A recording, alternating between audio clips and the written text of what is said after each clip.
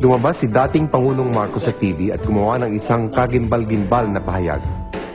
I have proclaimed martial law in accordance with the powers vested in the President by the Constitution of the Philippines.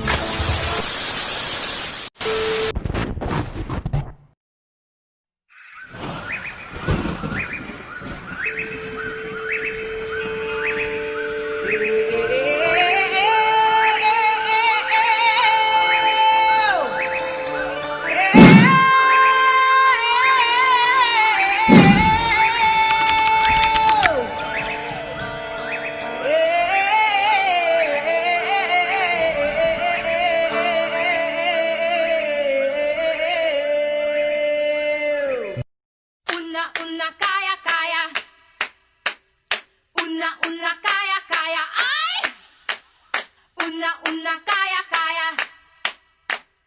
Una, kaya, kaya. Ay! Una, kaya, kaya. Ay! Una, kaya, kaya. Ay!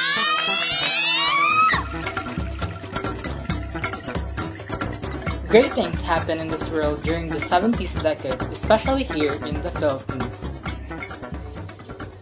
A lot of development emerged during the Marcos regime. However, it was also the decade where many political protests exist. But these protests are very interesting, for they use music in voicing out their supplication towards the government. In addition, they use music to tell what is happening to the society during those times. Pumapatak na naman ang ulan sa bubong ng bahay. Hello everyone! The song Pumapatak na naman ang ulan by Apo Hiking Society was a song with joyful and melodious lyrics. However, behind those catchy and good rhythms is a story revealing how the life of the marginalized people way back in the 70s decade. When the martial law was implemented, a lot of Filipino individuals struggled, especially in the poor and marginalized sectors.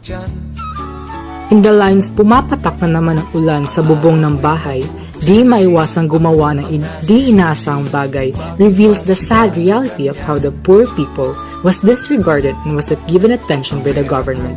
Because of this happening, it led to the people on creating unwanted crimes in the society, such as robbery and hold-upping. Also, me and my group tackled the lines, ang araw ko'y nabubusisi, ako ay naisisisi, bakit ba sila ganyan? In which we realized that the lines also tells the story of how poor people were abused and maltreated by the military during the 70s era. Radyo TV.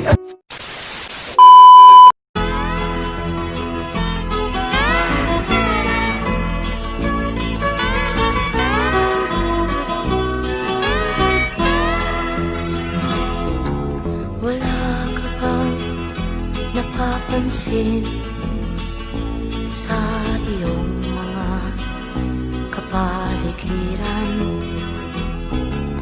Kay dumi na The timeless classic song Masdan Mo Ang Kapaligiran is a song popularized by Asim.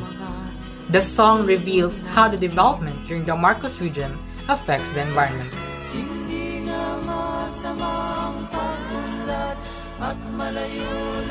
In the lines, masdan mo ang tubig sa dagat dati kulay asul ngayon naging itim, reveals how the water pollution caused by the emerging establishments and factories contributes to the so-called environmental degradation. Also, in the lines, darating ang panahon, ang mga ibong gala ay wala na madadagpuan. And, masdan mo ang mga punong dati ay kalitatag, namamatay dahil sa ating kalokohan, reveals the issue of deforestation. Upang kung tayo'y pumanaw man sa...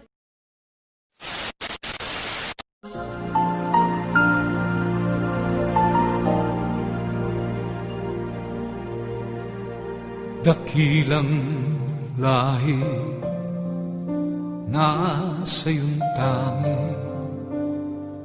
pag-ibig kong walang hanggan.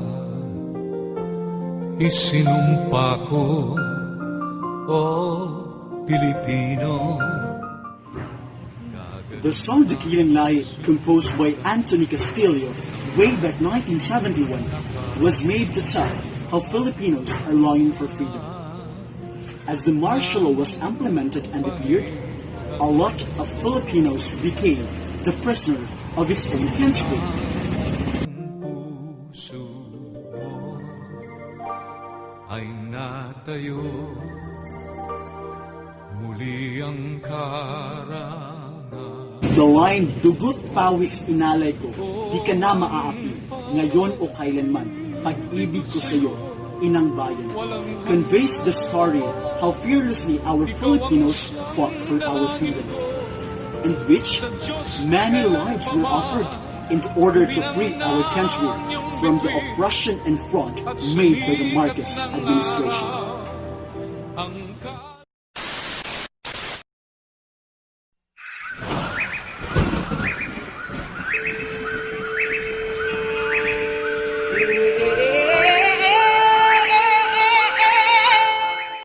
Una kaya kaya. Una We kaya as a group kaya. realized that the 70s decade was full of tears and sadness, wherein a lot of Filipinos suffered the effects of the so-called forced development brought by the Marcos administration. The events during the Marcos regime became one of the big contributing factor of the results happening this time in our society. Una.